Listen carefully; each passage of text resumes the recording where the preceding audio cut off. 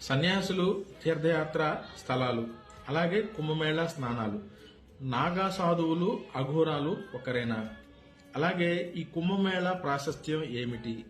అలాగే సన్యాసుల ద్వారా జరిగినటువంటి ఒక విప్లవం సన్యాసి విప్లవం.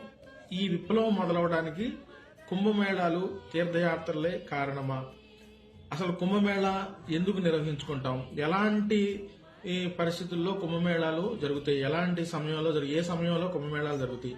ఇలాంటి అనేక విషయాల్ని సన్యాసి విప్లవం అనే పుస్తకంలో పొందుపరచడం జరిగింది. ఈ పుస్తకం ఖచ్చితంగా ప్రతి ఒక్కరూ చదవాలి. అసలు సన్యాసులు సమరజ్వాలలుగా ఎలా మారారు? ఆది శంకరాచార్యుల కింద ఒక నాగా సైన్యాన్ని ఆది శంకరాచార్యులు తయారు చేయడం జరిగింది. ఆ సైన్యం ఎవరి ఆధ్వర్యంలో పనిచేస్తుంది? ఇలాంటి అనేకమైనటువంటి విషయాలు సన్యాసి విప్లవం పుస్తకంలో పొందుపరచడం జరిగింది. కాబట్టి ప్రతి ఒక్కరూ ఈ సన్యాసి విప్లవం పుస్తకాన్ని చదవండి.